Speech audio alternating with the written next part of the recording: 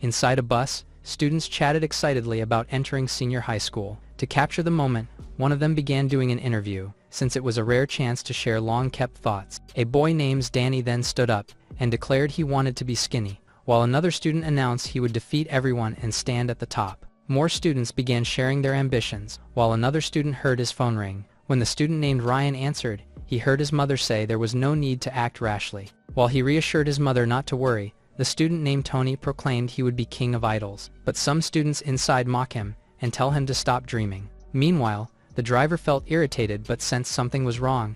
As the road was empty, he also felt as though it stretched endlessly with no visible end. At that moment, the short-haired girl doing the interview grew frustrated because Sheena had not spoken. Sheena, on the other hand, was seated near Ryan and was quietly watching him. The interviewer then reminded everyone this might be their only chance to speak their hearts. Hearing those words, Sheena's expression turned resolute. She stood up and walked to Ryan, who was listening to his mother say he was her only family. While his mother says that nothing must happen to him, his attention shifts to Sheena. Summoning her courage, she finally confessed that she liked him. Her sudden declaration stunned the entire bus into silence. After a moment, the students erupted with excitement and urged Ryan to accept her confession. One student said Ryan was lucky, while a boy with glasses thought love was just fleeting hormones. As he reflected that Ryan could not escape ordinary habits, he noticed thick fog outside. At that moment, the driver was already struggling to see the road. When he focused his eyes ahead again, he was stunned by the sight before him. Inside the bus, Ryan remains silent after Sheena's confession. She misinterprets his silence and quietly turned around. However, the bus made a violent emergency stop.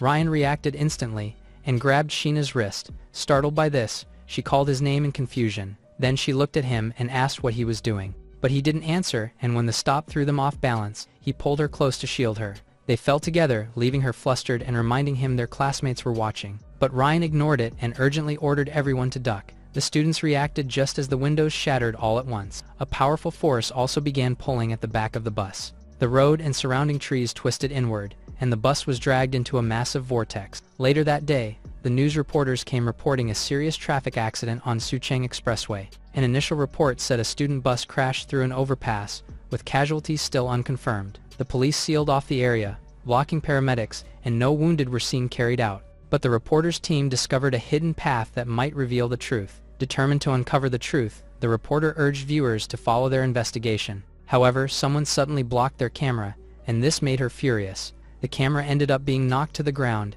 and crushed underfoot.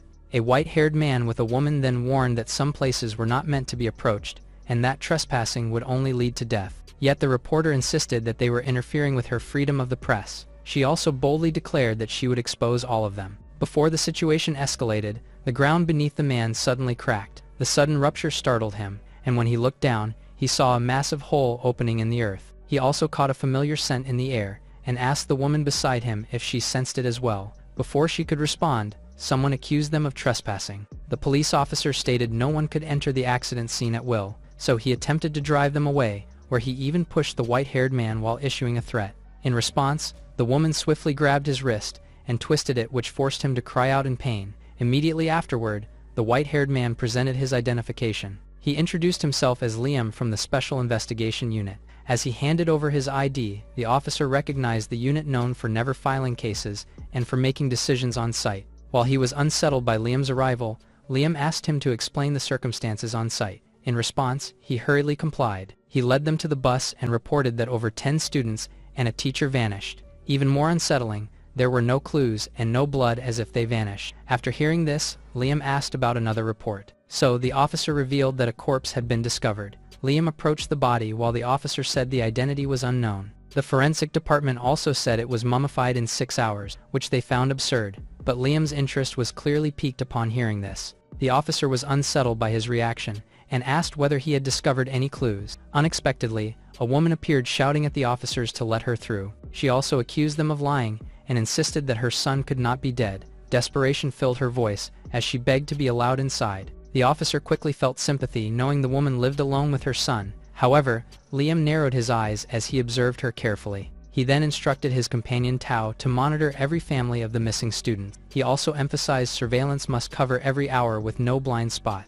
While Tao calmly acknowledged the order, the grieving woman began calling out Ryan's name. Tears streamed down her face as she demanded to know where he was. A few hours earlier, the students on the bus had been violently thrown. As Ryan recalled, when the bus was swallowed, he heard someone calling his name. Soon after, his eyes slowly opened, revealing a blurry and unfamiliar scene before him. The person beside him was visibly relieved and excited to see that he had awakened. Ryan sat up with sharp pain in his head as Faye and Sheena's voices echoed faintly. When he attempted to stand, he collapsed to the ground instead. Seeing this, Sheena cried out in distress. Ryan, on the other hand, felt his body hurting from the fall. Suddenly, he saw Sheena hurry to his side, with tears welling in her eyes. She even embraced him tightly and expressed her relief that he was safe. However, his eyes widened in shock as he took in the hazy surroundings. Confusion filled his voice as he asked where they were and what had happened to the others. Faye and Sheena exchanged a silent glance. After a moment, Faye pointed upward and said the others were above. Ryan slowly lifted his gaze. He saw their classmates hung unconscious in midair,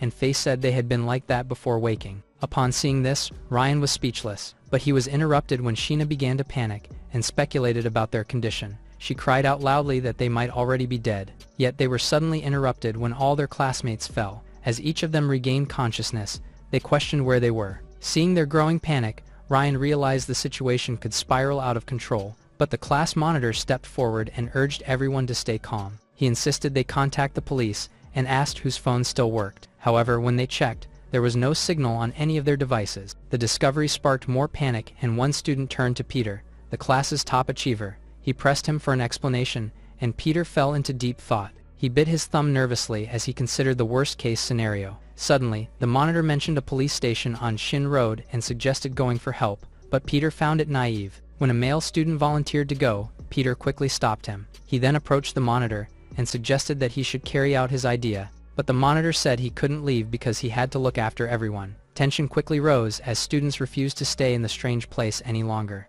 At that moment, Ryan stepped forward and suggested that no one should go alone. He warned that the fog was unnaturally thick and strange, so rash action was dangerous. Peter then turned to Sheena, saying people would help more if someone attractive asked, but his comment earned him an unfriendly glare from Ryan, though he seemed completely unbothered by it. He went on to remind them their teacher was still unconscious, and the driver had vanished. Some students began to cry, as he added that beyond the fog, nothing was visible at all. Turning back to the class monitor, he remarked that finding the police will bring prestige, and the suggestion clearly caught the monitor's attention. After a moment of hesitation, he finally decided that he would go himself. However, Ryan watched Peter's faint smile with suspicion. Meanwhile, the class monitor cautiously approached the wall of thick fog. Beads of sweat formed on his forehead as he stepped closer, yet he still told everyone to stay put while he went to bring the police back. Hearing this, Sheena quietly prayed for his safe return. At the same time, Peter cautiously raised his hand and reached toward the fog. The moment his fingers touched it,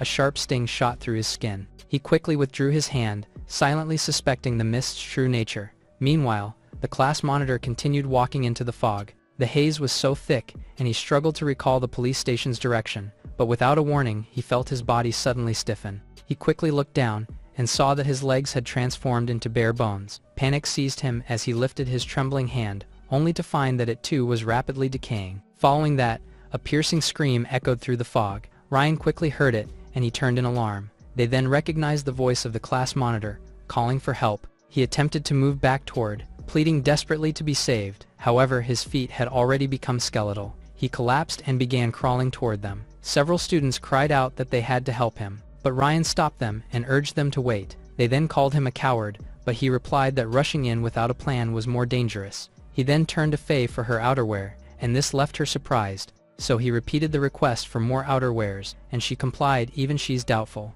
Ryan began knotting the outerwear together to form a long makeshift rope. After he tied a rock to one end, he lifted it into the air and threw it toward the fog. The weighted cloth landed near the class monitor, and he shouted for him to grab it. With trembling hands, the monitor seized the fabric, while Ryan pulled with all his strength. The strain was immense, and the knotted cloth began to tear. Seeing this, sweat poured down Ryan's face. After a tense struggle, the monitor was finally dragged back out of the fog. The force of the pull sent him crashing into Ryan. But to everyone's horror, what they saw was his skeleton, and he weakly muttered something about the fog. Before he could finish his words, the students cried out as his remains began to disintegrate. Later that night, Liam was casually biting into a strawberry. Below him lay the corpse of the class monitor. He then remarked that the more polished a fruit appears, the easier it rots under pressure. Yet even as he spoke, he wondered whether there might be an exception this time. Liam remained seated at the scene, while on the other side of the fog, the students also stayed at the same place. Danny among them began to cry, which soon irritated some of the others. He quickly explained he wanted to go home, and that his mother would scold him if he returned late, but he was told to stop crying instead. With no choice, he tried to stifle his sobs, but soon noticed something nearby. He saw someone using a stick to write something, and it was Ryan himself, so he approached and asked what he was doing. Ryan replied he was piecing together the unknown, but the boy only grew more confused. Suddenly, a loud voice asked where they were, and they saw their teacher, Zhao, awake. Clutching his head, he stood up and questioned why there was so much fog. He looked around in confusion and asked about the bus and the driver. Then he also began questioning the students. He grabbed one of them and reminded them they had been on the bus moments earlier. He also turned to another asking what had happened, but no one answered, so he urged them to speak. Tony then told him to be quiet since no one wanted to explain from the start. Some students also muttered that it was irritating how he often seemed unaware even in class. The atmosphere grew tense, and Ryan quickly sensed it. At that moment, Sheena called his name and grabbed his arm. He turned to her in confusion and asked what it was. She quietly admitted she needed the restroom, but felt uneasy going with only Faye. Yet hearing this made him visibly flustered and unsure how to respond. Afterward, Sheena walked toward a nearby bush. She told the two of them not to look back. Ryan awkwardly agreed, while Faye assured her she would keep him from turning around. Still, Sheena felt embarrassed that her composed image had faded. Meanwhile, Ryan and Faye stood facing away and heard the noise of her relieving, so both of them felt awkward by the loud noise. Faye was sweating nervously as she struggled to think of something to ease the awkwardness. Her gaze soon fell on Ryan's hand, and she asked what he was holding. He replied that it was a piece torn from the class monitor's shirt, but this surprised her as the monitor's body had already vanished. Ryan said the corpse was gone, but the cloth fragment remained, and he had no explanation. Faye hesitated before asking whether they might eventually die, trapped within the fog. Ryan fell silent, thinking of other dangers, and admitted things might worsen. She was alarmed by this, and she pressed him for clarification. In response, he answered that it's about the food, but their conversation was cut short when Sheena returned thanking them. Noticing their grim expressions, she asked what was wrong, but he replied it was nothing. As time passed, the students huddled together in the corner. One of them asked when they would be able to go back, but no one had an answer. It was also already dark, and hunger began to gnaw at them, so they could do nothing but lower their heads in silence. Meanwhile, a girl admitted she had finished all her food and was starving, so she asked the boy beside her about the last biscuit they supposedly had. He quickly claimed that it was already gone, though in truth, he had hidden it. Upon hearing this, she dejectedly mutters that she's already hungry. However, she saw him moving suspiciously, but he said it was nothing. She then caught sight of the hidden food and demanded a share, yet he shoved her away instead. Then he claimed it was his, so she accused him of pushing her over food after saying he liked her. While he said those feelings were meaningless, Danny observed quietly. He slowly reached into his pocket as the others remained distracted. He then quickly turned back and tried to hide his food. After that, he began to eat without hesitation. Before he could swallow properly, someone suddenly stepped on his back, then kicked him hard, causing him to cough up what he had just eaten. The students quickly gasped when they realized it was their teacher. Ignoring the shock around him, he picked up one of the Danny's foods. The boy cried out that it belonged to him, but the darkened teacher only sneered at his claim. Then he struck him while declaring that it belonged to him now. As Danny lay on the ground in tears, Zhao called for everyone's attention. He ordered the students to hand over all their remaining food, and announced that from that moment on, they were to obey him. Danny stayed sprawled on the ground, as Zhao shouted at everyone to move faster. The other students then began to wonder if their teacher had lost his sanity, but he only continued hurling curses at them, so Sheena trembled and instinctively clung to Faye. Peter, on the other hand, fell silent as Zhao repeated his demand for all remaining food. The threats grew harsher, and Ryan realized the teacher was no longer rational. He also realized that in this fog, only strength ruled. Just then, Zhao suddenly kicked one of the students, targeting a girl who had been clutching some food.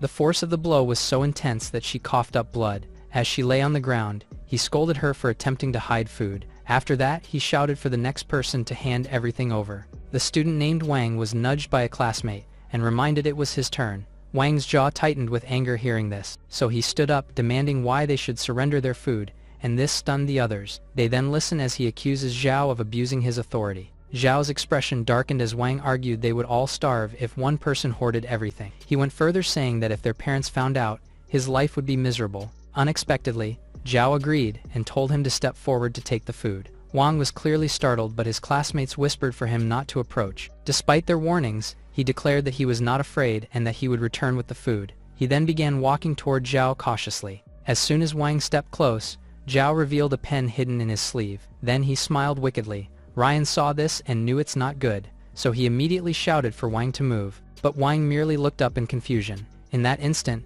Zhao lunged forward and stabbed him with the pen. Wang's scream of pain echoed, yet Zhao's smile only widened. The surrounding students instinctively retreated in shock, while Zhao coldly reminded Wang he was the teacher. As Wang clutched his wound, he mocked him for acting brave only moments earlier. He also ranted that they ordered him around, and mocked him because their families had money, so he proceeded to grab Danny by the collar. Then he asked whether the boy planned to run to his wealthy parents, and have them retaliate once they escaped. The boy broke into tears and pleaded for help, but Zhao shoved him aside, and declared they should stop dreaming of leaving this place. The students stared at him in confusion, so he gestured at the endless fog, saying he had never seen anything like it, and in this place there were no authorities, and no arrogant figures above him. So he admitted that he liked it here, and with chilling certainty, he proclaimed that no one would leave alive. His words lingered like a curse, echoing in their minds as hunger gnawed at their bodies. One by one, students began collapsing from weakness. However, Ryan and the others had not yet fully grasped the dire situation. Sheena, on the other hand, also trembled quietly at the side. At the same time, Zhao continued eating with deliberate calmness. When he finished, his sharp gaze slowly swept back toward them. Meanwhile, at the police station, a crowd had gathered due to no updates about the accident. The live reporter also showed parents confronting authorities for explanations. In her interviews, parents vented frustration over the students' continued absence, while some parents wept openly while talking about their missing children. Not far from the scene, Liam observed quietly. Suddenly, he was pressed on what to do next, since the area was quiet for days, especially since they still had not located the gate. Without much hesitation, he finally replied to Tao's question. He met her gaze and replied they'd simply go on since he was patient enough. As he reached toward her, she reminded him that survival of the children was what mattered. After saying this, she immediately slapped the back of his head to stop his antics. But their exchange ended when a loud voice called for the police. It was Ryan's mother, and she's pleading for them to save her son. She insisted he was not dead, and claimed she had seen him, but the officers told her to stop.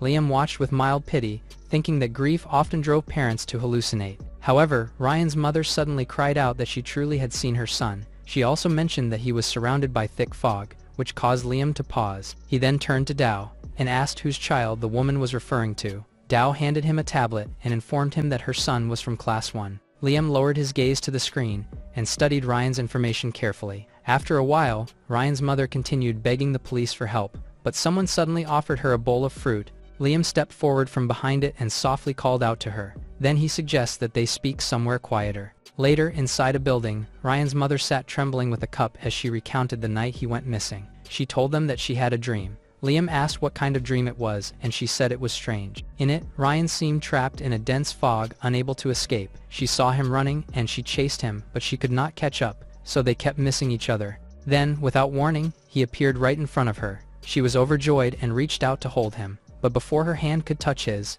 hand turned into scattered sheets of paper, and like a flower losing its petals, he withered before her eyes while still calling her. The sight left her completely stunned. Moments later, she awoke from the dream crying out his name. At the same time, her drink spilled onto the floor, and this draws her attention downward. In the reflection of the water, she saw an image of Ryan pulling something. Remembering that image, she insisted that what she had seen could not have been a hallucination. After listening quietly, Liam turned to Tao and asked whether she had sensed it as well. He considered that the woman herself might be the gate. Meanwhile, Ryan's mother sobbed again, wondering where her son was. As her tears fell into her cup, she once again saw Ryan's image within it. She quickly stopped crying upon seeing this, and clutched the cup tightly while shouting his name. At that same moment, Ryan heard someone calling him and turned instinctively. Faye saw this and asked what was wrong, to which he said he heard a familiar voice, though he quickly dismissed it as his imagination. Before they could dwell on it, Faye turned to Sheena, who suddenly collapsed. She then said Sheena had always been weak,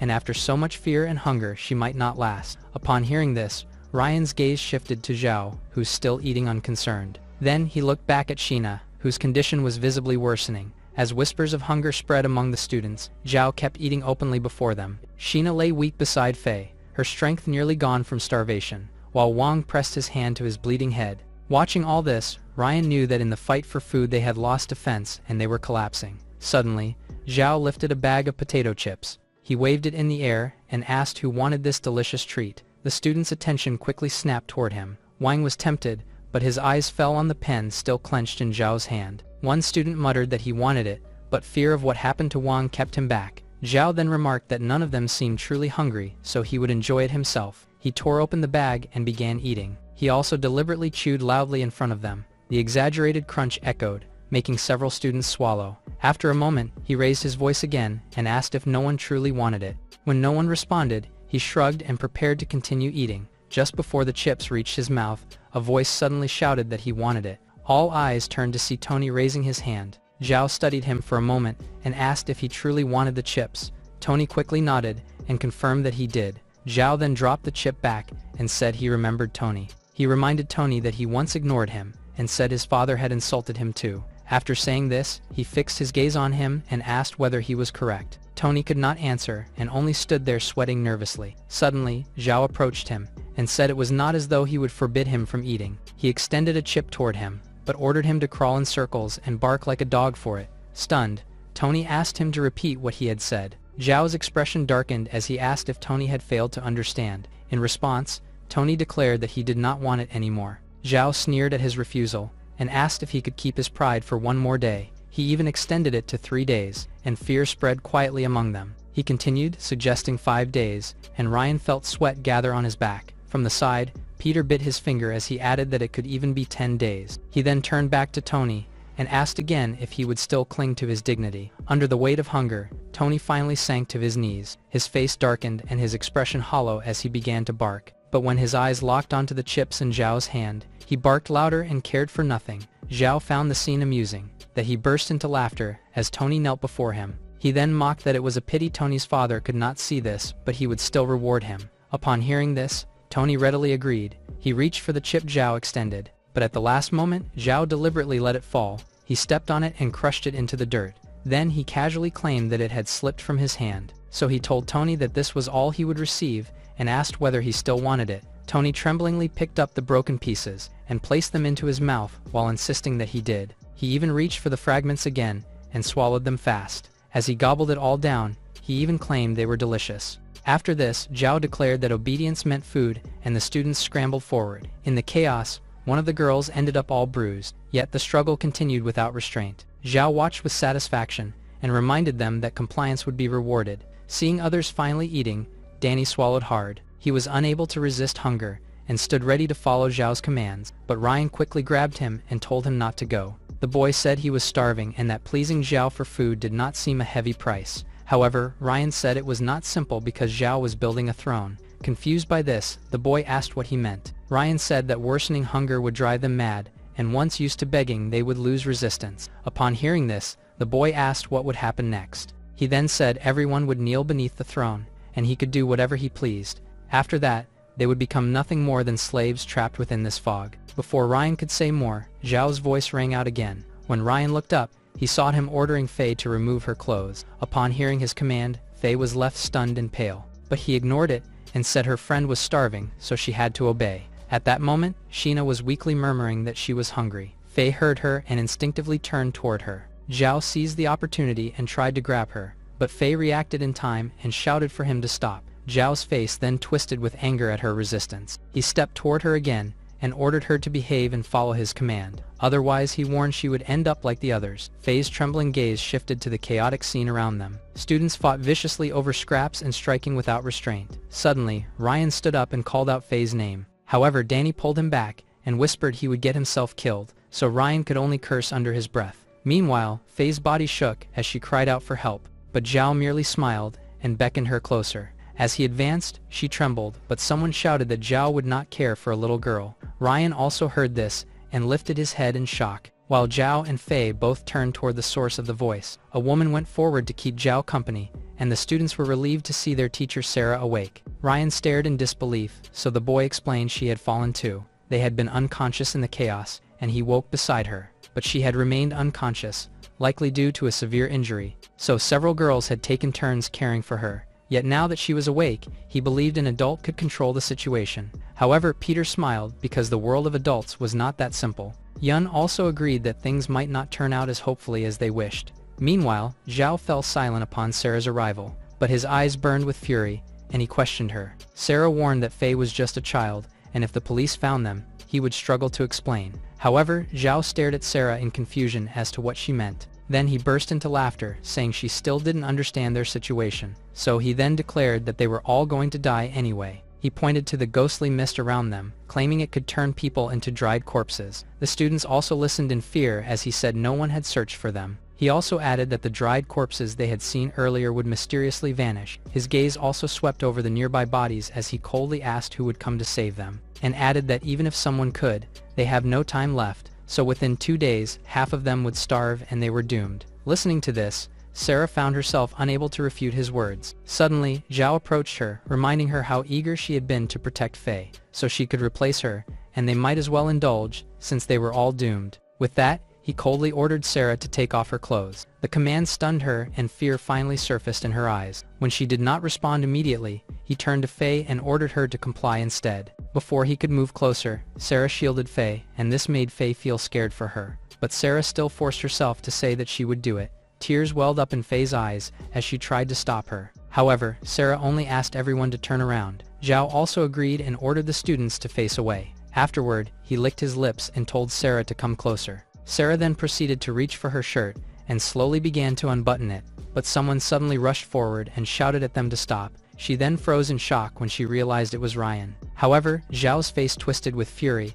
as he demanded whether Ryan had a death wish. Upon seeing Zhao holding the pen, Ryan revealed that he knew where they were. More than that, he claimed he knew how to keep them alive. The other students were stunned hearing this and wondering if they'd heard him wrong. Just like them, Zhao stared at Ryan and asked what he had just said. Ryan calmly repeated that he knew where they were and how they could survive, but Sarah warned him not to provoke Zhao, so he calmly said he knew what he was doing. He even said they shouldn't compromise with scum like Zhao, which enraged him. So he shouted that he would cripple him if he kept talking nonsense. He then raised the pen in his hand and aimed it straight at Ryan's eyes. Seeing this, Faye cried out Ryan's name in panic, yet Zhao suddenly stopped mid-motion. He froze when he sensed an unusual chill coming from Ryan. He studied him closely and realized his gaze was unlike that of an ordinary middle schooler. Suddenly, Peter suggested hearing Ryan out, but Zhao asked why he should listen. In response, Peter asked him if he wanted to leave this place. Zhao's anger flared at this, but he hesitated when Peter noted many students were dissatisfied. After that, Peter gestured for Ryan to explain himself, yet Ryan did not speak immediately. He stared straight at Zhao, who clenched his teeth in fury. But in the end, he gave in and warned him not to talk nonsense, or he will be torn apart. Ryan finally smiled and urged them to calm, as he explained the mist had cut them off from the outside. Because of this, he compared it to being stranded on an island with rescue unlikely soon. However, Zhao reminded him everyone knew that, and accused him of wasting time. Ryan then calmly stated that what he really meant was they were still in H City. More specifically, he tells them they were in the downtown area within the third ring, but the students dismissed it as nonsense, insisting the police would have found them. Yet Peter suddenly silenced them, saying he trusted Ryan's judgment, so he urged him to continue. Ryan quickly told everyone to examine the floor tiles and the lawn beside the bench. He noted the grass was agrostis edged with violets, and the wooden path rose over shallow steps among the trees. The students finally noticed this, but one argued similarity alone wasn't significant. Ryan then added that even the magnolia lampposts marked H City's third ring district. Most importantly, he got a flyer with H City's area code, so they were in its third ring east side, which meant it was also the place where their car accident had occurred. Hearing they were still in H City eased the students, giving some hope of returning home.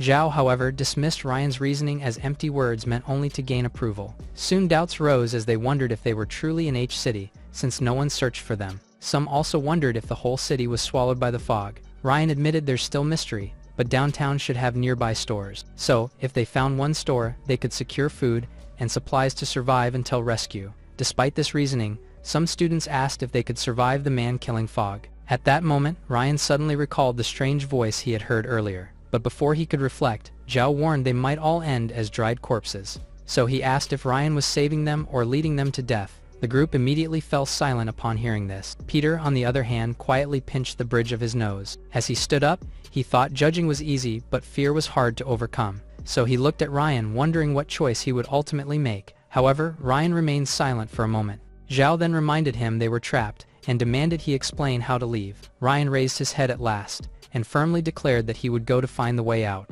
Afterward, the pile of food lay scattered across the ground. Ryan's group ate quietly, while Zhao reminded him he had finally given him what he wanted, but Ryan did not respond and simply continued eating. So Zhao said Ryan had boasted about finding a way out, and began to threaten him if he failed. Ryan finally told Zhao to relax, since if he failed he'd already be dead in the fog. Hearing this, Zhao remarked that he would indeed die first, but the statement shocked the boy, yet Zhao added that Ryan's death would not end the matter. As he spoke, he suddenly grabbed Sheena and pulled her toward him. Faye immediately tried to pull Sheena back, but Zhao seized her and said he knew Ryan was close to Sheena, so he would keep her. He also warned Ryan of the consequences if he tried tricks. Then he leaned close to Sheena to show it. Disgusted by this, she quickly turned her head away and called Ryan's name. Ryan quickly stood, telling Zhao to come with him, and Danny since they needed 3 people. However, Zhao narrowed his eyes and replied that it would not be possible. He claimed that he had to remain there to control the others, so he turned to the others and offered more food if anyone would join Ryan. However, the group fell silent. Suddenly, someone stepped forward and volunteered. It was Peter, and the others looked at him in surprise. Even Ryan himself was taken aback by Peter's initiative. After a moment, the 3 of them gathered together. Ryan still asked Peter if he was sure, and Peter calmly said he wanted to contribute. At last, the 3 faced the thick fog, and Ryan remarked the situation was just as he had suspected. Danny then nervously asked whether they would end up like their class monitor, but Ryan told him that they still had a chance. With that, they walked toward as the others watched them vanish into the fog. Among them was Sheena, who stared at their departing backs. She was also unable to stop the tears from falling as she thought about Ryan. After a while, Ryan suddenly shouted for the other 2 to stop. Danny immediately asked what was wrong. Ryan said the monitor had seemed normal in this zone, and Peter confirmed it. After knowing this, he slowly raised his hand and carefully reached toward the fog. But the sight frightened Danny, who anxiously asked what he was doing. Peter also began to sweat nervously, while Danny warned Ryan that it was dangerous. Ryan's hand quickly paused in midair for a moment. However, he gritted his teeth and pushed forward to thrust his hand into the fog. Danny quickly covered his eyes, fearing Ryan might turn into a corpse, but Peter urged him to look. At that moment, Ryan's heart pounded loudly in his chest, as his hand remained inside the fog. When he slowly opened his eyes, he discovered that his hand was completely unharmed. A deep sigh of relief escaped him, as the result matched what he had expected. He then said the area ahead seemed safe, and Danny asked if they'd avoid becoming corpses. Before he could answer, Peter noted that even the strangest phenomena still obeyed rules. He reasoned that though the fog was unknown, it seemed harmless within a certain range. So he asked Ryan if he was trying to determine the boundaries of this safe zone. Ryan did not answer directly, but instead he told them not to follow him. Danny immediately asked where he was going, so he simply replied that he might be heading somewhere that was not so safe. Alarmed by this, Danny urged him not to go. Peter, however, remained silent and merely watched Ryan. Ryan then stepped forward and slowly approached the thick fog. He also raised his arm in the air, and with a tense expression on his face, he began to move his hand farther into the mist. Danny watched nervously and unsure of what they should do next. Suddenly, they heard Ryan scream, and he quickly asked what had happened. At that moment, Ryan was drenched in sweat as sharp pain coursed through his hand. But Danny continued calling his name in worry, so he finally replied and warned them not to come any closer. He also assured them that he was fine. However, when he lowered his gaze, horror filled his eyes. One of his fingers had already begun to dry up. Suddenly, Peter asked whether he had discovered anything, but he only picked up a rock and began drawing on the ground. After marking a line, he pointed to it and explained that this should be the boundary. He then stood up, confirming that crossing here could turn one into a corpse. Yet Danny saw nothing and said Zhao would beat them if they returned empty-handed. Peter then suggested they'd need to cross the barrier to get food and asked Ryan for ideas. Ryan noted that fog drifts toward crowds, yet here it didn't, which puzzled him. Hearing this, Peter began thinking about the relationship between fog, drifting air, and people. After a moment of thought, something suddenly occurred to him. Ryan confirmed Peter's realization that the key factor was people's presence. He explained that where they gathered, the fog was thinner and let them move freely. But once someone left the group, the fog turned deadly and grew denser. It was like a fire in the dark, with each person serving as a source of light. The more sources there were, the wider the illuminated area would become. After hearing this explanation, Danny finally began to understand. Ryan continued, saying the fog turned fatal past a certain distance, but knowing that limit could keep them safe. Peter admitted Ryan's reasoning made sense, but asked what if they were wrong. Ryan calmly replied that if they were wrong, it would only mean dying sooner or later. After Peter admitted he might be overthinking, he asked their next step. Ryan then turned his attention toward the fog ahead. He glanced at the line and said they must measure the farthest safe distance. Suddenly, Peter called to Danny to try, and Danny stared back in shock, so he explained that Danny should contribute as well. However, Ryan said the idea was his, so he should try first. Still, Peter replied that he had said that dying sooner or later made no difference, so he pushed Danny while saying that since he'd come along, he had to prove his value. The sudden push caused Danny to fall to the ground. Yet Peter continued urging him and insisting that it was his turn to go first. Danny quickly hesitated as he feared Ryan's judgment was wrong. Yet he gritted his teeth as he thought about how Ryan had always taken care of him. So he gathered his courage and he finally declared that he would do it. He finally stood up and faced the fog with nervous steps. Ryan noticed his tense posture and reminded him he didn't have to force himself. In response, he assured him that he could manage it, though inside he was trembling with fear. His hands were also shaking uncontrollably. For a moment, he wondered whether Ryan had felt the same fear earlier. The monitor's fate also flashed in his mind, and he knew he didn't want the same end. So as his hands slowly reached toward the fog, he silently prayed that he would not die. Meanwhile, back where the others were waiting, the students continued to huddle together. Some of them had already fainted from hunger, while the rest wondered whether Ryan's group would return, since 2 days had already passed. At that moment, Sarah noticed the worsening condition of the students. Zhao, on the other hand, was dozing off while surrounded by piles of food. Seeing this, she decided to approach him. She asked if he could share some of the food with the students. She even explained that if things continued like this, some of them would starve to death, but he merely told her to leave him alone. Nevertheless, she continued to plead and insisted that the students could no longer endure, yet he only burst into laughter, and this left her confused. He then asked why it should matter to him whether those students lived or died. Hearing this, Sarah trembled with anger. She then shouted that they were all just children. She reminded him someone had already gone for food, and asked him to share until they returned. However, his eyes stared coldly at her. He then stood up and said that it seemed she truly wanted to die. Sarah quickly stepped back when she heard his words. However, he continued saying Ryan only ate his food and went to die in the fog. Despite this, Sarah insisted that they must still be alive. Zhao smiled mockingly at the thought. Then he pointed out that the boys had already been gone for 2 days. So, if food was truly that close, there was no reason for such a delay. She then tried to argue against his reasoning, but Sheena's voice broke the tension, as she quietly prayed for Ryan's safety. The sound of it caused Zhao's patience to snap. He immediately strode toward her. Then he raised his hand and slapped her across the face. Sheena fell from the force of the blow, and Sarah cried out her name in alarm. But Zhao had already grabbed Sheena by the collar. He then shouted that Ryan was already dead. He also added that those brats deserved it for tricking him out of food. However, she clutched at him and refused to believe it. She insisted that Ryan would not die and that she believed in him. Hearing this only made Zhao's anger flare even more. He violently shoved her to the ground, and the impact made her cry out in pain. He then asked her if she knew why he had kept her there all this time. He said he had once hoped they would succeed, but none had returned, so there was no point in keeping her any longer. Horror filled Sheena's face as she desperately told him to stop, yet he ignored her pleas and moved closer to her. In the struggle, her clothes were torn apart. She then desperately cried out for help from the others. However, none of the students dared to respond to her calls. They remained silent and lowered their heads. At that moment, Faye rushed forward and grabbed Zhao to stop him. Zhao glanced at her coldly and said that she was courting death. Without hesitation, he kicked her away. The force of the blow made her immediately cough up blood. Seeing Faye lying there, Sheena cried out her name in distress. However, Zhao blocked her path and forced her back. He said he once watched her ride in luxury cars while he mopped floors, and it never sat well with him. Now, however, she was completely within his grasp. Thus, he could do whatever he wanted. At that moment, Faye struggled to stand up in order to help Sheena. Yet, as she tried, she realized everyone was too weak from hunger to stand against him. So Sheena was left all helpless, until she heard a loud bang. She looked up to see Sarah behind Zhao, clutching a brick she had just slammed into his head. Sarah quickly pulled Sheena into her arms, and assured her all would be well. Even so, her hands trembled, as she gripped the loose floor tile. Sheena then clung to her and cried in relief, yet her expression shifted to pure horror, as she looked behind Sarah. Sarah did not notice Zhao rising behind her, and asked what was wrong.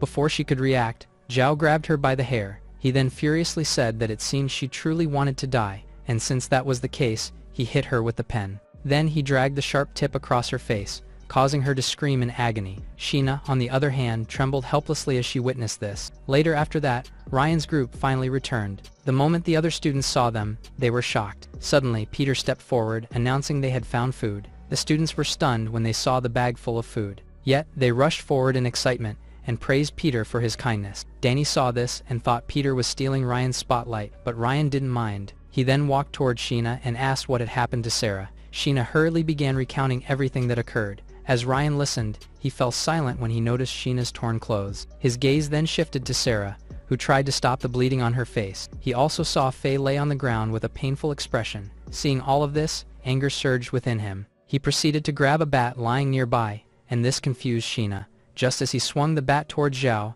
someone questioned what he was doing. His shoulder was even grabbed to stop him. When he turned around, he realized it was Peter holding him back. He immediately asked if Peter was trying to protect Zhao, but Peter denied it and said Zhao still had to face judgment. More importantly, it had to happen in front of everyone. Ryan was confused by what he meant, so he explained that if they wanted to leave, they couldn't rely on intelligence alone, since what mattered most was the human mind. Meanwhile, in the real world, Ryan's mother's profile was being examined. Suddenly, Tao arrived, carrying a bowl of fruit for Liam. As she set it on his desk, she asked if Ryan's mother was truly the door. Liam admitted he didn't know since it was unpredictable. He also added while looking at Ryan's mother that no one could know who it would be. Tao then suggested asking the organization for help, since the students still hadn't been found. However, he only laughed, which annoyed her. He then replied that she still had a childish side that didn't match her appearance. She grew even more confused when he said it didn't matter where the students were. He pointed at the maps and said they could be here or in other places. They might even be in the room or the mall, but unseen and untouchable.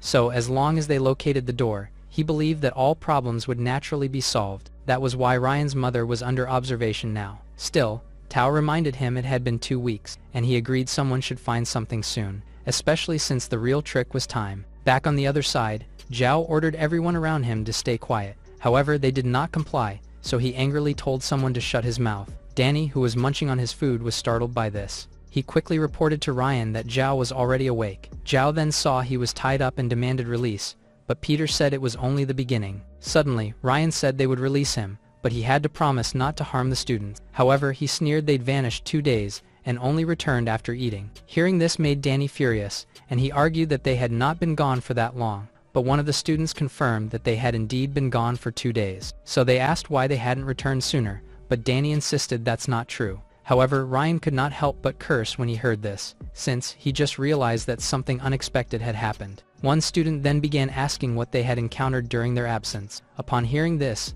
Danny recounted what had happened. Back then, he stretched his hand forward and touched the fog in front of them. With his eyes closed, he asked Ryan if he was turning into a dried corpse, but he only heard Peter calling him a dumbass, which made him finally open his eyes. To his surprise, he was completely unharmed, so he happily asked Ryan if they were fine. Ryan replied that it seemed they were still within the safe range. However, they could see that more fog stretched farther ahead. Because of this, he told them that their next move was to continue moving forward. After that, Peter took his turn testing the fog with his hand. Once he confirmed it was safe, he drew a line on the ground with a rock. Then Danny tested the fog again. Whenever it was confirmed safe, they would mark the ground with another line. In this way, the three of them continued taking turns, extending their hands into the fog. When it was Ryan's turn again, Danny reminded him to be careful. Peter also warned that the farther they went, the greater the risk, but Ryan only responded with a smile. Then he stepped forward into the fog. Danny saw this and anxiously called out his name. However, Ryan's eyes widened by what he saw. Danny then quickly asked what was wrong ahead, yet the moment he looked forward, he was also stunned. They saw a supermarket ahead and realized they were indeed downtown. Back in the present, Danny said they packed the food after, and the trip should have been 2 hours only. Upon hearing this, the students who had been questioning them fell silent. Sheena then turned to Ryan and asked what on earth was happening. Peter also looked at Ryan and asked if he had already figured it out.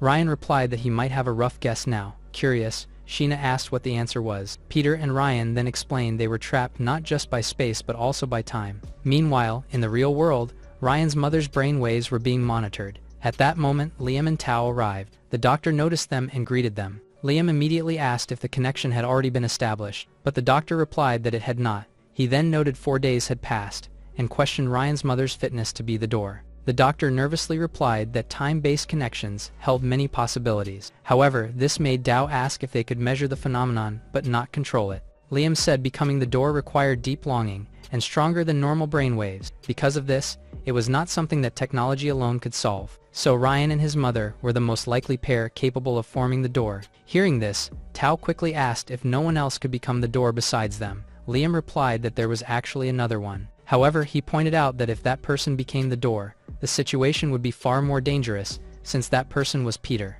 Back in the other world, Ryan reminded them they were trapped not only by space. So Sheena, Zhao, and the others were stunned to learn they were also trapped in time. Faye quickly asked what he meant by that. Ryan explained they were stuck not only by the fog but also by a deviation from real time. One student then asked what deviation meant, and if it would affect their chances of returning. Others also began asking how much their time differed from reality, since they just wanted to go home. As panic slowly spread among them, he tried to calm everyone down. However, his attempt was interrupted by a loud mocking laugh nearby. When he turned to look, he realized it was coming from Zhao. He was laughing uncontrollably to the point that tears formed in his eyes. Danny became annoyed and pushed him. While asking why he was laughing, Zhao suddenly fell silent and stared at him. Startled by the look in his eyes, he quickly hid behind Ryan. Zhao then said Ryan's story of the third ring and supermarket might be nonsense to trick them. He also said space and time were meaningless, and they were trapped in hell forever. Hence, he told them that they would be better off learning from him.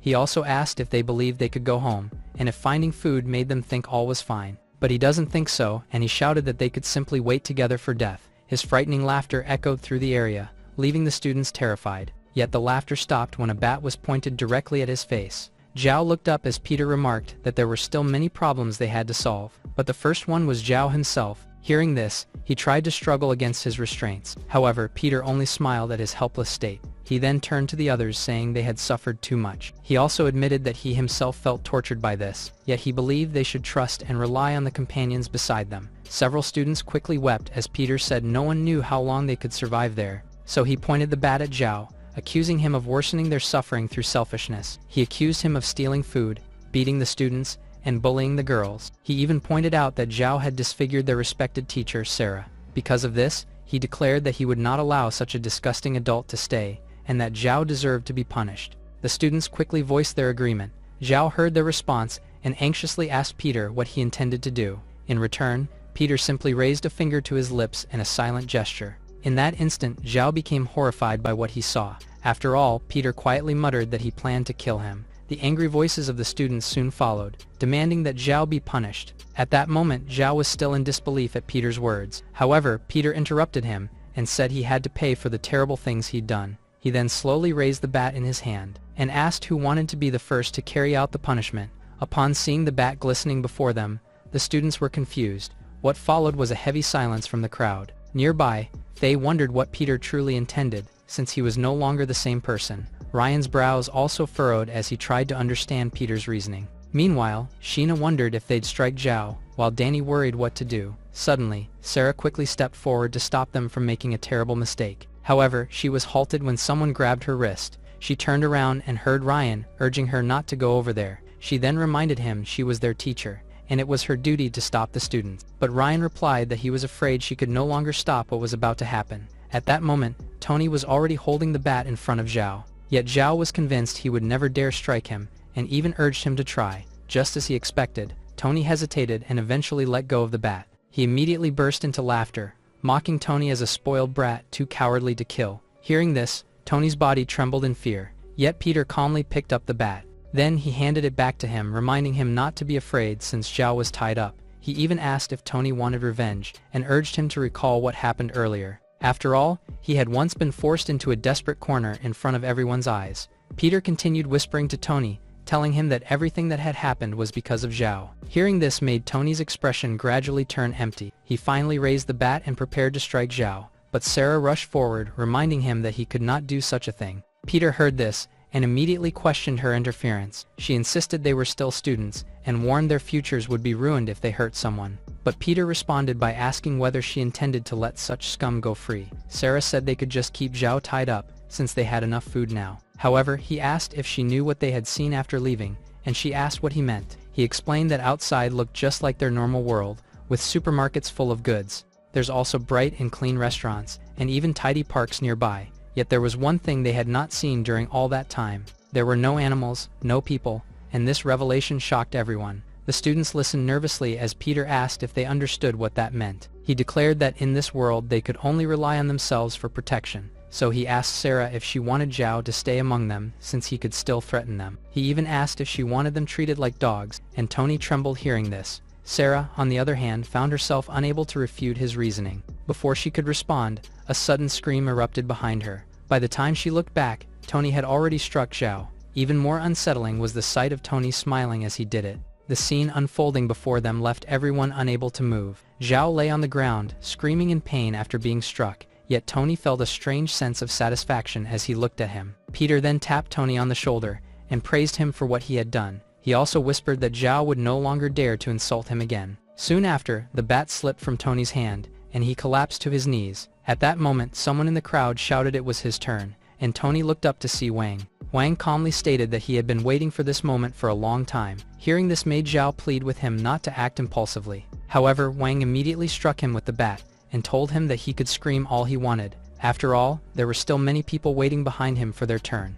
Zhao could only helplessly beg for mercy after seeing them. But one by one, the students began taking turns beating him. Even the girl he had kicked earlier stepped forward to strike him. As the blows continued, some students urged the others to hit Zhao harder. Not far away, Peter watched the scene with a faint smile on his face. On the other side, Sarah trembled, as she muttered that what they were doing was wrong. Sheena also whispered to Ryan that Zhao would be killed, and asked if they could stop them. However, he replied that every person was like fire, which could give warmth but also cause pain. Now that the flames of everyone had gathered, they had turned into a raging monster. After some time, Zhao lay motionless and severely wounded from the beating. Some students smiled with satisfaction, while others, like Ryan, felt conflicted. Suddenly, Peter reminded him that it was his turn. He then asked whether he still needed to participate. Peter quickly answered that he did. He also reminded him that everyone was watching. He added they needed unity to survive, and he still needed Ryan's wisdom and courage. But Ryan remained silent listening to this.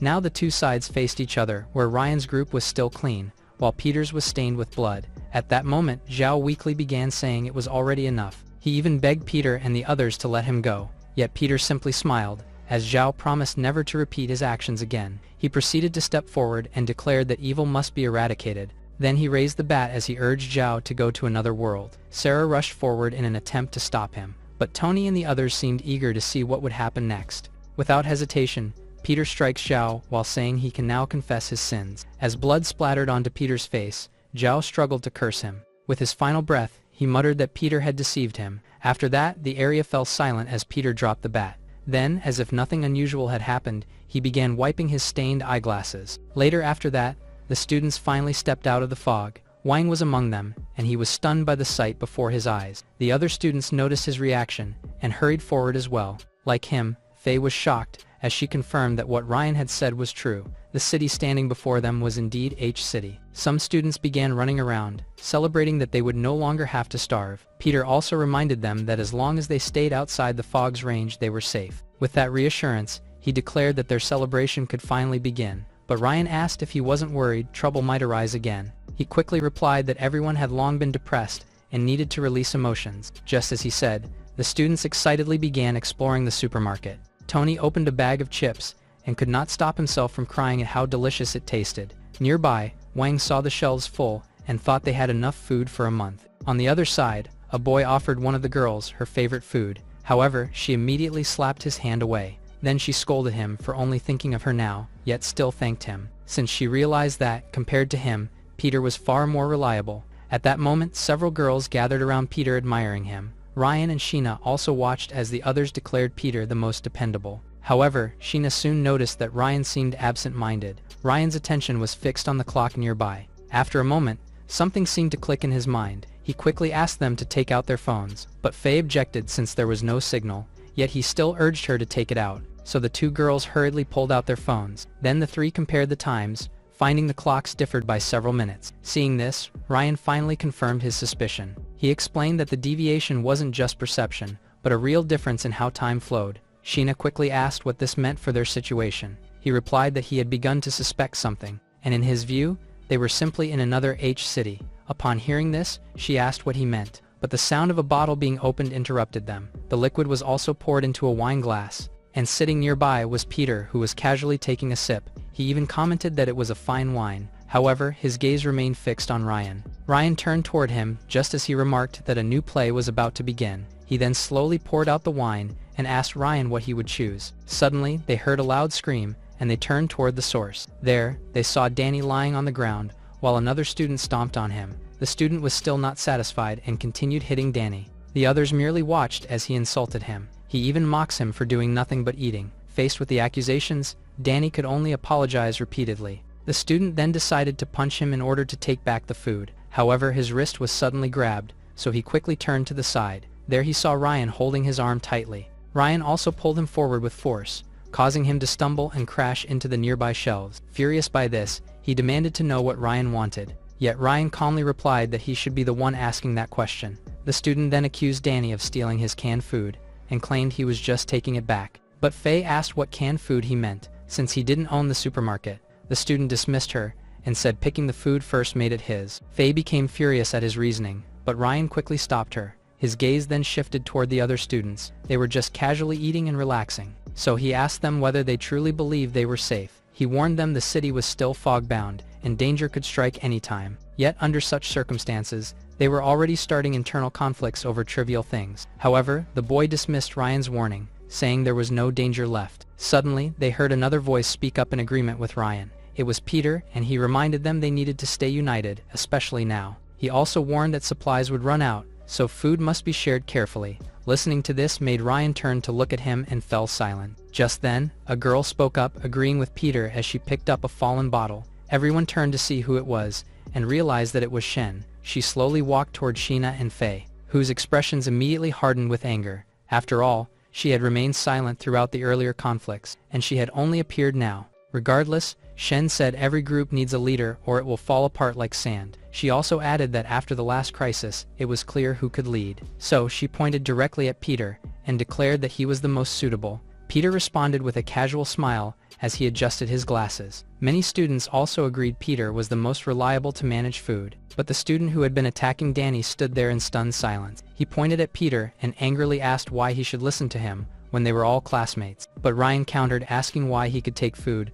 but Danny couldn't if they were all classmates. The boy was left speechless by this, and unable to find any words to argue back, he eventually walked away. Peter observed the entire exchange while his eye was on Ryan. At that moment, a faint sneer appeared on his face. Later inside the mall, Sheena and Faye were strolling when they heard voices nearby. They then saw the other girls trying on expensive bags and clothes. Shen was also among them, and was being praised for how well the outfits suited her. Seeing this scene, Sheena quickly reminded them that it would be bad if the others found out. The girls were surprised by her sudden appearance. One of them asked if she thought anyone would scold them, and said if she was scared, she should not take one. Suddenly, Shen commented that a beauty like Sheena did not need any external decoration. However, she whispered that if she were Sheena, she would want to show her best self, especially in front of the boy she liked, and hearing this made Sheena's eyes widen. Her gaze slowly drifted toward the clothes displayed inside the store. Yet Faye noticed her conflicted expression, and called her name with concern. Meanwhile, inside the internet cafe,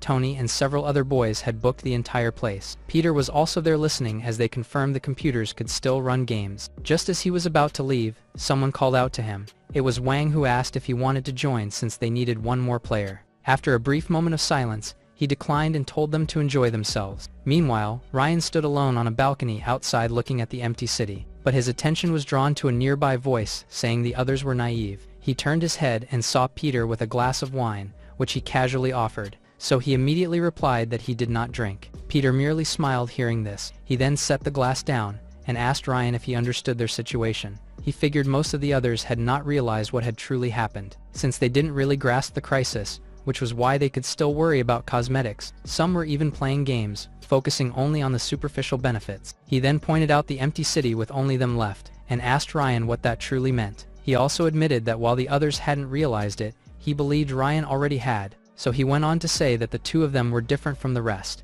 Hence, he began asking him to work together, because they would surely be able to realize the true value of this empty city. But Ryan did not respond to his proposal, and only looked at him deeply. After a moment, Peter finally turned to look at Ryan. However, he was shocked when Ryan said he had no interest in something so boring. Without another word, he walked away, leaving Peter. He even slammed the door loudly behind him. Angered by this, Peter crushed the wine glass, and muttered Ryan's name under his breath. Later that night, inside a hotel, Tony slumped onto the bed, feeling completely comfortable. Shen, on the other hand, leisurely bathed in a tub filled with milk and roses.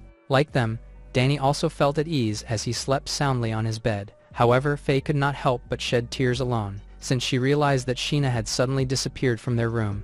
At that moment inside the supermarket, someone was busily grabbing a flashlight. It was Ryan, and he carefully turned it on to see if it was working. Then he quickly placed it into his bag. As he finished, he suddenly noticed a shadow passing outside. Confused by this, he quickly turned around, and he saw a girl walking toward a nearby store. He looked more closely, and he realized that it was Sheena. Later, inside the clothing store, Sheena stood quietly, staring at the dress displayed on a mannequin. she felt conflicted as she looked at it. But Shen's earlier words about dressing up for the boy she liked echoed in her mind. Determination gradually appeared on her face, and she reached forward to take the dress. But she was startled when someone called her name. She turned around and saw Ryan asking what she was doing there so late. She then replied that she couldn't sleep and just wanted to walk outside. After saying this, she asked why he was also there with a backpack. He briefly explained he was gathering necessities and warned her not to wander alone. But this made her say he was always reliable and that without him she might already be gone. With that thought, she suddenly stood on her tiptoes. Then she asked if he would continue protecting her all the time. Ryan's gaze immediately shifted to the side. She quickly panicked due to this and tried to explain herself. But before she could speak further, he covered her mouth with his hand. Then he whispered to her to stay quiet. After removing his hand, she nervously asked what was wrong. He quickly pulled her aside and whispered that someone seemed to be moving outside. The two of them hid and quietly watched as someone in a raincoat walked past the store. After seeing this, they looked at each other with confusion. They soon realized that the person had just come from the supermarket. But Ryan grew suspicious because the person wore a raincoat even though there was no rain. The two of them then decided to go to the front of the supermarket to investigate. As soon as they arrived, Ryan smelled something unusual, which made Sheena worry. Not long after, his expression turned serious as he realized that something was not right. Moments later, they saw the inside of the supermarket beginning to be engulfed in flames. Ryan immediately ordered Sheena to find the others, and she quickly complied. After she left, he placed his bag on the counter to reach for the fire extinguisher. But he looked at the corner and found it missing. He was then confused, as he clearly remembered seeing it there earlier. With no other choice, he ran toward the staff room. He forcefully kicked the door open, and he finally spotted a faucet and a bucket inside. Meanwhile, inside the hotel, Sheena announced the supermarket was on fire and urged them to help put it out. When they all rushed to the scene, they were shocked by the size of the fire. One of the students quickly told everyone to fetch water from the nearby restroom. So the students moved swiftly, carrying buckets of water and throwing them toward the flames. Ryan was among them, repeatedly splashing water onto the growing fire. However, everyone soon realized that the flames were only becoming fiercer. At that moment, Ryan looked up at the ceiling and suddenly remembered something. He stared at the overhead sensors, wondering if they had stopped working. Then his gaze shifted toward the entrance where thick smoke was escaping. Without wasting another moment, he ordered everyone to close the door. The others immediately questioned him, fearing that the smoke would suffocate them. However, Peter ordered them to follow his instructions. One of the girls quickly pressed the door button, and once the door closed, the smoke had nowhere to escape. The people inside began coughing violently as the thick smoke filled the space. Ryan covered his nose as well, and someone anxiously asked whether this plan would really work. He stayed silent with his fists clenched, as the others complained of being smoked to death. Despite the pressure, he continued hoping that the sensors would activate. Moments later, the sensors finally released a stream of water. The sprinklers quickly drenched the area and began extinguishing the flames. After some time, the other students reported that the fire had finally been put out. Meanwhile, inside, Peter ordered Wang to begin calculating the losses. Wang then led several students to inspect, while Ryan quietly looked around on his own. As Ryan walked through the area, he suddenly noticed something on the floor. So he squatted down to examine the bottles more closely. After studying it carefully for a while, he finally stood up again. Nearby, Danny looked around and saw that much of the food had been destroyed. Tony panicked hearing this and wondered how a fire could have started so suddenly. However, Ryan interrupted him and stated that the fire had clearly been set intentionally. More specifically, he revealed that the person responsible was someone among them. Upon hearing this, Tony was confused since burning their own food made no sense. Yet the others still began questioning who was responsible. Ryan then pointed out that the culprit had already exposed a slip. He stepped inside and pointed bottles of Florida water that certainly had caused it. He explained that the culprit had lit the Florida water to start the fire, then immediately fled back to the hotel and mixed with the crowd that came to put it out. Before he could continue, Tony declared that anyone smelling of Florida water was the culprit. However, Ryan squatted down and pointed out that there was another thing. He picked up the remains of the bottles and said it was a pity, since Florida water evaporates quickly in heat and its scent would already be gone. However, there was still another clue he knew. Before he could finish speaking, Danny suddenly exclaimed. He said that he had just remembered something. With that, he pointed at the guy who had bullied him earlier and declared that it was him. He explained that earlier he had smelled a strong scent of Florida water on him. The guy shouted back by accusing Danny of slander and targeting him. But he was grabbed by someone who said he looked like he needed a spanking. He turned and saw that it was Peter, who said that he had smelled it as well. Hearing this, the guy became furious with him. But seeing that everyone was already wary of him, he tried to escape and ordered Peter to get out of his way. Seeing this, Wang hurriedly ran after him. Wang was much faster, and he quickly grabbed the guy by his shirt. Then he forced him to the ground. Watching this, the other students were amazed that he managed to catch him so quickly. They then surrounded the culprit, whispering about his possible motive. Ryan suggested the guy was angry about what had happened that afternoon. Upon hearing this reason, Peter muttered that it was truly ugly. However, the guy retorted that it was Ryan who had bad intentions. He then challenged Ryan, asking if he really thought he was unaware of his secret plans. The students turned to Ryan, whispering that he and Sheena indeed found the fire first. They looked at Sheena too, wondering why she and Ryan were there so late. Sheena began to tighten her hands, as she heard them call it strange. Suddenly, the guy shouted that he had seen Ryan's bag on the counter when he arrived. So he speculated that Ryan must have been planning to take back something valuable. Upon hearing this, Tony and the others began looking at Ryan suspiciously. Tony himself even decided to fetch the bag. But when he finally unzipped it, he only found snacks, an envelope, and a flashlight. The people were surprised and confused by what they saw. However, Sheena's expression was different from theirs seeing this. Soon, others began asking Ryan what he was planning with these items. At the same time, Sheena looked at him, already guessing his true plan. Ryan was unable to evade the questioning stares of the others. Suddenly, they were interrupted by a loud laugh and turned toward the source. They saw the guy who'd been caught earlier laughing as he claimed Ryan was up to no good. However, he was pressed down by Wang, who ordered him to behave. Following that, Peter called out to Ryan and urged him to explain himself. Everyone's eyes turned back to Ryan, who remained silent. Faye, who was standing beside him, could not hide her concern and muttered his name. Ryan then finally accepted the situation and declared that he was leaving. Upon hearing this, Faye was clearly shocked that he really planned to leave. After a brief moment of silence, Peter said to Ryan that everyone also wanted to leave, but problems could be solved together. However, he replied that it was not necessary. He picked up his bag and said that he would deal with it on his own. Yet before he could leave, someone stepped forward and stopped him. Shen appeared and said that he could not simply leave as he wished. After all, they had just lost many supplies, and now he was trying to take some of the few left. But he simply walked past her, which clearly infuriated her. She immediately began saying that she had thought he was suspicious for a long time, since something serious had just happened, yet he stayed calm as if it didn't concern him. Tony was shocked upon hearing this, and the people behind him also fell silent. However, Faye scolded Shen and said that if not for Ryan, they'd still be trapped in the fog. Danny also agreed, saying without Ryan's clue, the culprit would have escaped. Yet Shen retorted that Faye and Danny are Ryan's bootlickers, so they were no better. Before she could continue, Peter immediately ordered her to stop. She looked at him furiously after being interrupted, but Peter only stared back at her with a threatening gaze. In the end, she had no choice but to remain silent. Peter then turned to Ryan and said that it seemed he had already made up his mind. Ryan replied that he had never planned anything else from the start. Hearing this, Shen pointed out again that it seemed he already knew what would happen. Peter sighed and finally chose to compromise listening to this. He said they needed someone to investigate the area, and that he respected Ryan's choice to stay or leave. However, he warned that no one should undermine the group's interests like the captured man had. He added that he understood their differing views and had already spoken with Ryan, yet Ryan did not respond and only stared at him silently. Regardless, Peter firmly declared that he would not tolerate such behavior again. The other students soon began discussing among themselves. Suddenly, they heard someone shout from behind that she would leave with Ryan. When they turned to look, they saw that it was none other than Faye. Faye continued to emphasize that she would leave with Ryan, since she believed it was too dangerous for him to go alone.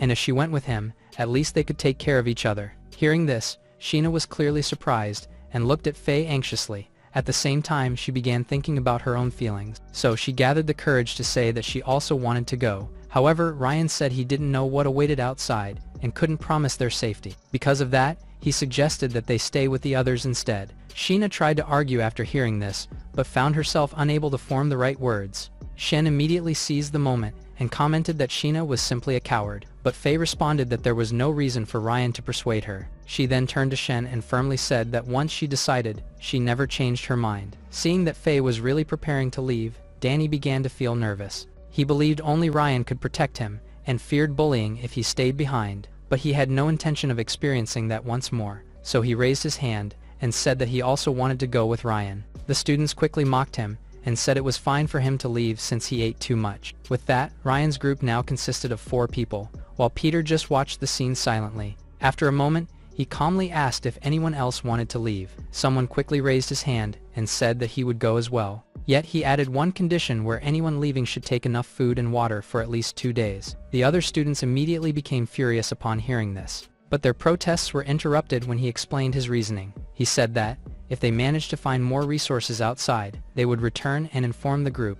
After hearing this, Peter quickly agreed to the condition. Suddenly, Sarah arrived asking if everyone was okay and how the fire started. She even began checking them to see if anyone had been hurt. So, Peter reassured her that everything was under control, and said he would explain the situation to her. Meanwhile, students whispered that she was unreliable, since she hadn't heard despite the hotel's noise. After a while, Sarah was told what happened and asked Ryan if he was certain about leaving. Ryan simply nodded and admitted that she also did not know what to do, but she felt that the situation was becoming increasingly unsettling. He then said it was better to have a leader than to be scattered. Still, she's worried since they just settled down, and he was heading into the unknown. After thinking for a moment, she said that she could go with them as well. However, he reminded her that the students who stayed needed her more, so she could only sigh as he said they'd leave in the morning. The following day, Ryan's group was already packed and waiting outside. Peter came to see them off and wished them luck with their investigation. Ryan responded with a brief farewell before the group began walking away.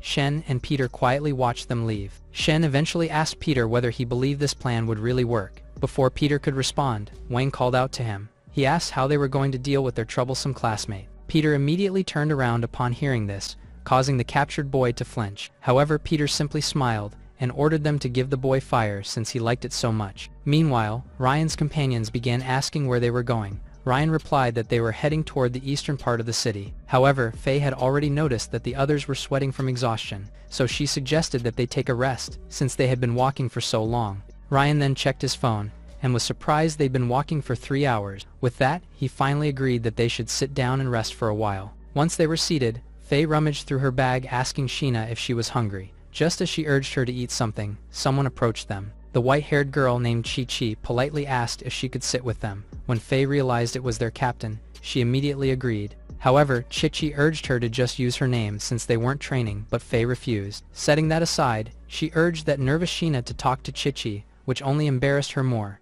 Unbeknownst to them, someone nearby quietly took a photo of the group. The person carefully captured Faye's refreshing look, Sheena's delicate and charming face, and Chi-Chi's nearly perfect figure. After snapping several photos, he could not help but exclaim that the trip had been worth it. Danny noticed Jin and asked if he really had time to take pictures. Jin replied the setting made for better portraits, and that he'd post them on his blog later. He even had already begun imagining the reactions and comments from his fans. Seeing his expression, Danny called him a pervert, but he took it as a compliment. Meanwhile, Ryan quietly took a sip from his drink. When he set the bottle down on the table, he noticed some decayed food nearby. Just then, someone appeared behind him, and asked what he was doing. The person named Zane then noted Ryan was watching the decaying food on the table. In response, Ryan asked him what he thought about it. Zane set down his bag, saying he'd been secretly experimenting since their monitor's incident. He also rummaged through his bag, saying time's inconsistency made reliable results impossible. Ryan, on the other hand, remained silent as he listened. After that, Zane told him that he had managed to discover something about the mist. He then pulled out a small device and showed it to him. Ryan quickly recognized it as a portable air detector, prompting Zane to praise his knowledge. He then explained, smog is excess particulate matter, usually PM2.5, but the city's fog had a different cause. Ryan confirmed that the PM2.5 index had remained normal the entire time, so he looked at Zane and asked what he was trying to imply. Zane put the detector away, saying that with proper instruments at his uncle's institute, he could analyze the fog. Hearing this, Ryan asked if that was why he had joined them. Zane admitted it was, then asked why Ryan wanted to head east. Ryan simply replied that there was something he needed to confirm. Meanwhile, in the real world, Liam sat casually in his chair when Tao suddenly arrived. She then saw he was reading a report on vanished supermarket goods and the fire that followed. Liam also heard her heels approaching and asked how things were, which she said there's nothing new, as there had been no progress regarding Ryan's mother. He then peeled a banana and said there was no need to worry since they still had plenty of time. Still, she said that without the door they couldn't know that world.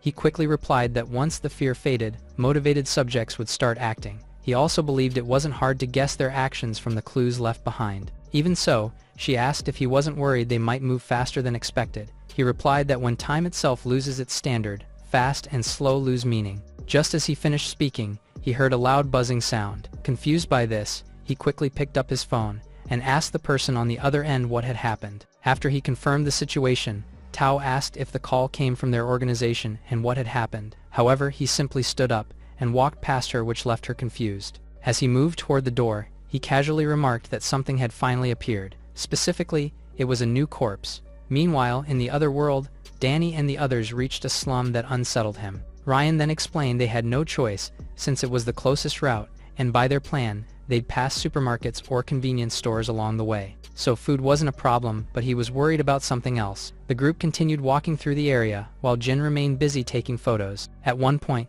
he suddenly saw someone pass by the alley nearby. The figure looked familiar, and Jin heard the person saying something about becoming popular. Shocked by what he saw, he immediately turned toward the alley, asking who was there. A classmate noticed his reaction and asked why, so he said he'd just seen someone nearby. However, the others didn't believe him, and thought he was imagining it, yet he remained certain of what he had seen, and believed that he recognized the person. So he told them that he would go check it out and catch up with them later. The two classmates then left, while muttering that Jin was becoming paranoid. Afterward, Jin continued forward with his camera in hand. As he walked deeper into the eerie alley, he noticed that the surrounding fog was becoming thicker and thicker. So he swallowed nervously, and finally stopped walking. Then he raised his hand toward the mist, wondering if it was truly dangerous. But after he put his finger into the fog, he was unharmed, so he wondered if he was just overthinking. However, a strange smell suddenly reached his nose. He quickly looked down at the ground to check what it was, and he was shocked to see that it was blood. He continued examining the area, and noticed that the blood also stained the nearby walls. Yet he couldn't understand why blood appeared when only their group was around. He then decided to look around more, but what he saw next on the ground filled him with horror. Lying there was another camera just like his, and it was completely stained with blood.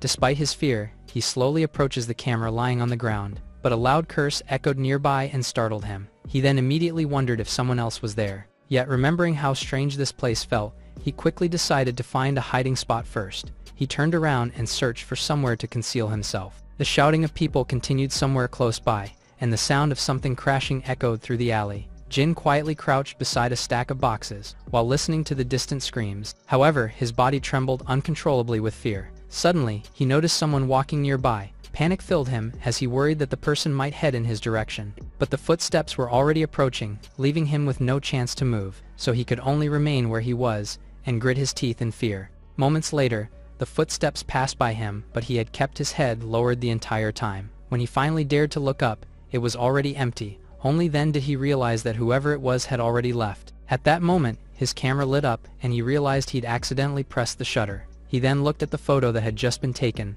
but what he saw left him stunned. The picture showed two of his classmates running away in panic. Confusion filled him as he wondered how they could have appeared there. Suddenly, he remembered the camera he had seen earlier on the ground. With that thought in mind, he cautiously moved forward into the alley. After spotting the camera again, he quickly picked it up and nervously checked its contents. What he saw next horrified him, since the camera held the exact same photo he had just taken. Meanwhile, Ryan checked his map and told the others there was a store ahead. Upon learning this, the student Luke began cursing Peter for giving them poor supplies. However, Faye asked him where Jin was, since he'd been walking right behind them. Another student replied that Jin had heard something and went to check it out. Ryan then warned it wasn't safe in the fog, and asked why Jin went alone. The student tried to defend himself, saying that it was not his fault, but Luke said they'd find Jin first, and let the others wait at the store. With that, he urged the student to come with him. Watching them leave, Sheena could not help but ask Ryan whether they would be alright. Ryan replied that he still had not fully understood how the fog worked. Just before he could finish speaking, they heard a loud scream suddenly echo in the distance. Moments later, they saw Luke and the other student running back toward them in terror.